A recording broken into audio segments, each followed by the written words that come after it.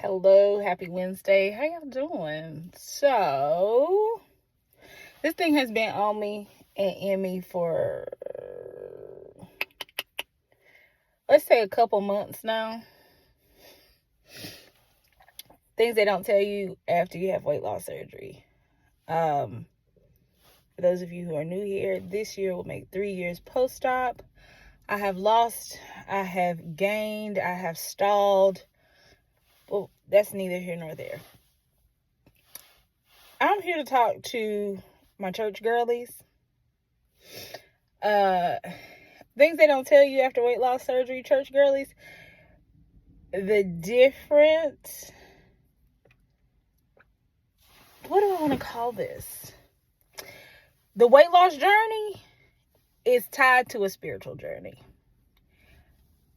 I'll say it was for me. Okay? So, boom. I thought I started the process of weight loss surgery probably like 10 years ago. I talked to my mom about it. She was like, if this is something you want to do, I will support you. I talked to my grandmother about it. At the time, my grandmother was still alive. So I got information. My job that I had at the time was willing to pay for it 100% because it was going to be for my betterment. I lied. My grandmother was not alive. I think I had talked to her about it when she was alive, but I didn't start the process while she was living. Okay, there's that. So boom. So I gathered all this information. I got approved for step one. Step one was I had to attend this class and I had to take a support person with me to the class. My mother was my support person back then, and she is a huge part of my support team now. Kudos to you, Mom. Thanks. We go to this class. We had to go to Hickory.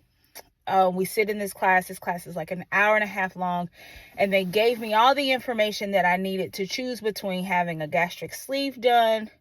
At the time, they were still pushing the balloon or full gastric bypass. Okay, I had 3 options. On the ride home, it was really weird because it was like, that was a lot. It was deep. It was heavy. I was still in my 20s then. I was still going to church. Very active in church, active-ish in church. But I decided at that time not to go through with it because I was active in church, but I was like on the fence. Like I had 1 foot in the church and 1 foot in the world. I ain't even gonna hold you because that's where I was, okay? I was ripping and running the streets, doing whatever I wanted to on Monday to Saturday because it was not just consumed to Saturday. Monday through Saturday, I was doing whatever I wanted to do. Sunday, I was in church like nothing had happened, or I would skip church altogether. For years, for like a long time. Like, and at one point, I was just gone. Like, just gone. Did I know who Jesus was? Yes. Did I know who the Lord was? I absolutely knew who he was. I had known him my whole life. My grandmother was the Sunday school teacher. She was a missionary. She was an Eastern Star. In the summertime, she used to make us learn a Bible verse a day. Or we couldn't go outside and play. That's how she did me. She would drag me and my sister and my brother to conferences, Spring Institute. She always had us at church, okay? I knew who he was, and I knew what I was supposed to be doing, and I knew better. But at the time, I just wasn't. I was like, that's not for me. I'm not even gonna hold you. But I'm back, okay? I've been back for a while. Fast forward, I got married in 2020. And my whole philosophy, my thought process was if I can still get a man, I'm not that overweight. Does it make sense? No. That was my logic for not going through with the weight loss surgery and not changing who I was. Because, like, my thought process was, if these men will still lay with me, be seen in public with me, some of them, I ain't ugly. I'm not fat, and it ain't that bad. That was my thought process. I'm not even going to lie to you. It was 2015. My niece was born. My first niece was born. And I was like, dang. She not my kid. Not my kid by any means. But I want to be better for her. If not for me, for her. I didn't want her to know who I was before she got here at all. But some things happened. So I still slipped up because I'm human. And she experienced some things, and I don't even think she remember it, honestly. If she do, she don't tell me. Anyway, got married in 2020. 2021, I was looking back at videos of myself and my niece when she was a baby. I could hear myself breathing. Anybody who knows me, they know I can't stand to hear people chew, and I can't stand to hear people breathe. I don't know. Don't chew around me loud and don't breathe around me loud. I always got to have something distracting me. I can't stand it. Okay? But I could hear myself in the videos that I recorded of her breathing. I could barely hear her over my breathing, and I was sitting down and wasn't even walking around. It was just like, why are you breathing so hard, ma'am? You sitting down. Anyway. So, I sat down with my husband. My husband initially told me, no, absolutely not. No. But I knew something had to change. Me and my husband, when we first got married, we did not attend church. We would go here and there. Of course, it was pandemic. Most churches was closed. So, it was like, okay, cool, whatever. 2021. We had the conversation again, probably in like January, February. I had to really sit down and explain to him because this thing was like hurting me. At the time, I was getting double knee injections because I could not walk. I couldn't stand. My knees were shot. Like, they were talking about double knee replacement if I didn't soon get some of the weight off of me so that my knees could function. He finally agreed to it. I go through the process. I have weight loss surgery, and boom, here we are. What I wasn't expecting was the process, the spiritual aspect of A, having weight loss surgery, B, being on a weight loss journey. That I was not prepared for at all. I had the surgery, and my support system was amazing. And they still are.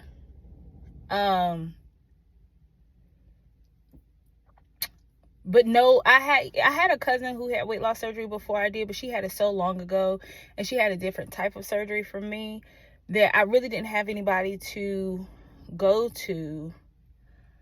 So it was like I was just out here solo dolo. Me and my husband started going back to church, but then I felt this pull to go back to the church that I was at pre-pandemic, before I had a calling and I ran. I ran from these people. Love these people, but I ran from them. I ain't even gonna hold you. But I went back. I went back home. I went back to my home church. That is home for me. And the more I stayed, the more we went, the more I listened, the more it was just like, Lord, I can't be trying to lose weight and focusing on losing weight and getting healthy and all this other stuff that you are throwing at me all at one time. It was just like, whew. If you have a relationship or trying to have a relationship with God while on a weight loss journey, it's a balancing act. It is not something I was prepared for, but I wanted to tell somebody else so that you can be properly prepared for when this thing comes around or when this thing hits. Because if you are truly doing the work on your weight loss journey and listening to your body and doing your breathing exercises and thinking and being mindful about what you're eating and this, that, and the third, and if you are also doing the work with your relationship with God, you're reading your scriptures, you're meditating, you're in prayer, you are in the Word, you are in a Bible-based church, you are surrounded by people who will pray with you and pray for you, it gets deep and it gets heavy. Because it's like, okay, Lord, I'm trying to drink my water and I'm trying to get all my protein in. Go on a fast. Lord, I'm not getting all my nourishment from my food. Like, I need to eat this, and this, and I need to consume this, that, and the third. Go on a fast. He'll call you to a fast, or your leaders are called. Like, he'll tell your leaders, go on a fast. And it is the most insane thing. Like, Lord, you know I'm already weak half the time because I don't have enough iron. I'm borderline anemic. My vitamin D, like, my levels are low. I'm trying to work them back up. I don't care. Go on a fast. I'll sustain you. He'll do stuff like that. And then you just be like, I can't go on a fast. I ain't gonna meet my protein goals if I go on a fast. I'll sustain you. Lord, I work all day. I'm a pass out. The doctor said I got to do this, and this. I'll sustain you. It's crazy. It don't make no sense. I've always, I ain't gonna say always, but I could hear from God. Would I tune him out? Yeah, I ain't even gonna lie to you and pretend like I didn't. I could hear from God. But the clarity in hearing from him when I stopped eating so much, it was like food was clogging up my ears to where I couldn't hear what he wanted to tell me. It was crazy. Like, the clarity that I have now, I did not have 3, 4, 5 years ago. The clarity that I have now, I didn't have a year ago. Because I've been trying to do the work. Now I'm trying to find my balance in it all. Because I really wanted to do, Lord, let me get myself healthy. Get myself here. Then we can work on my spirit, man. No. We're going to do both at the same time. And what I'm supposed to do? Tell God no? Like, no, I said no. I tried it. I ain't even gonna lie. I tried. I was like, no, God, let me do this. And then let me work on this. Like, let me alternate it. Let me do a week on, week off. Something. Give me something here. Help me help you. Help me. No, it didn't. It didn't go that way. So, is it tough? Yep. Is it worth it? Yeah. When I look back on it now, I'm the first person in my family to have weight loss surgery. A few months back, I did a class on foundational issues, like breaking generational curses. I was told years ago that I would be the first in my family to do some things, and it was going to be weird. This is it. This is one of them. I took into account everybody.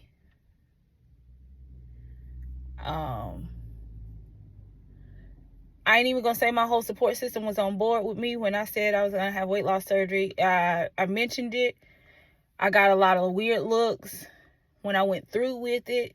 Even still to this day, like, some of my biggest supporters are like, dang, I see why you feel like you had to do it. I get it now. So that was encouraging. And now my sister's had weight loss surgery. So now I'm that person she can reach to, hey, because it gets heavy, it gets deep, and to be the only person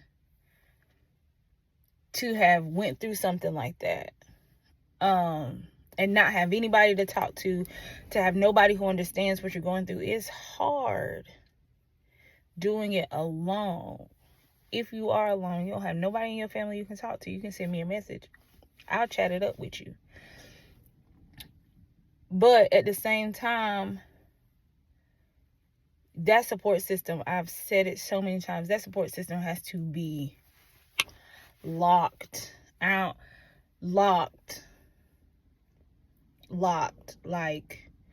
tight. Like, it's got to be tight. You got to lock that down tight,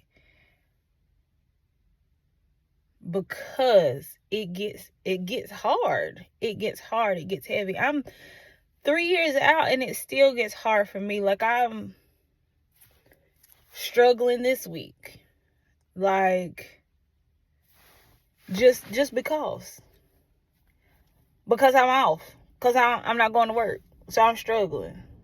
That don't even make no sense. Like, why is it you can do fine when you're at work, but when you're at home you think you're supposed to eat everything under the sun, or you're just supposed to lay in bed?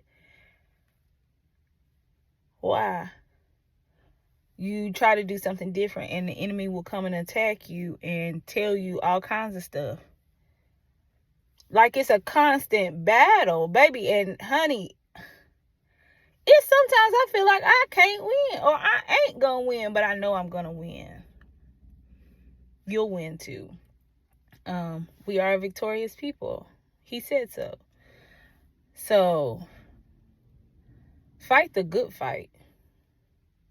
They're both good fights. Better, like, you're gonna feel so much better. I would feel better today when I go walk in this sun. Before the sunset, I would go walk. But I had errands to run earlier today.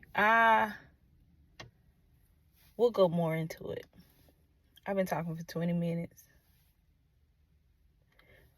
But it's been on me to share. Somebody needs to hear it. Who? I don't have a clue. But if it was you, you're welcome. If you didn't even know you needed to hear it, okay. If you just listen because whatever reason, I appreciate you. But go have a great day. Have a fantastic day. Read your word. Whisper a prayer. Scream a little bit if you got to. Go work out. Eat something today. Did you take your vitamins today?